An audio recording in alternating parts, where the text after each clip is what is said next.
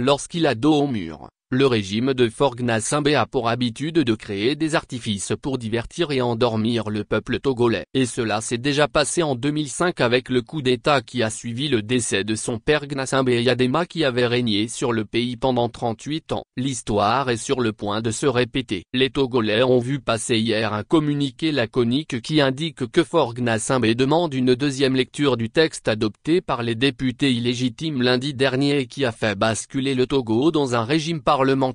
Un vote sans débat ni consultation nationale. En 2005, quelques heures après le décès de Gnassingbé Eyadema, des officiers ont fait allégeance à Faure Gnassingbé en l'intronisant chef d'État, remplaçant ainsi son père. La mobilisation du peuple togolais et les interventions de quelques esprits éclairés dans la communauté internationale ont semblé faire reculer les putschistes. La suite s'est déroulée à l'Assemblée nationale, cette institution que le pouvoir a pour habitude de manipuler à sa guise depuis des années. Le président de l'institution, Fambaré Ouattara Natchaba qui se trouvait en voyage, a été empêché de rentrer dans le pays et de prendre sa place de président de la République comme le stipulent les dispositions de la Constitution.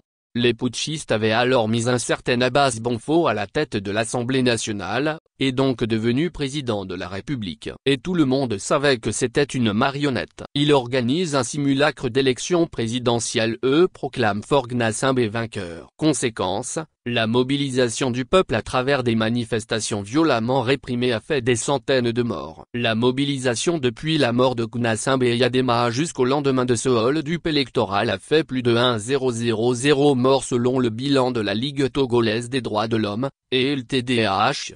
Aujourd'hui, le régime est confronté encore à une mobilisation face au changement constitutionnel qu'il décide unilatéralement, avec des députés acquis à sa cause. Ce n'est pas une relecture que la classe politique de l'opposition, de la société civile et tout le peuple togolais demande, mais un retrait pur et simple de ce projet de loi. L'on est à quelques semaines seulement des élections législatives. La nouvelle Assemblée nationale pourra décider de l'opportunité ou non de ce changement constitutionnel. On ne comprend pas cet empressement d'adopter une nouvelle constitution avec des députés qui sont plus aptes à le faire. En réalité, le véritable commanditaire de ce changement de constitution, M. Faure Sozimna Gnassingbé, est conscient et donne la preuve irréfutable qu'il n'a jamais été élu par le peuple et que continuer par maintenir le principe de l'élection du président de la République au suffrage universel est un obstacle réel à son plan funeste d'un pouvoir à vie, indique M. Raphaël Kepandé Atzaré, avocat au barreau de Paris.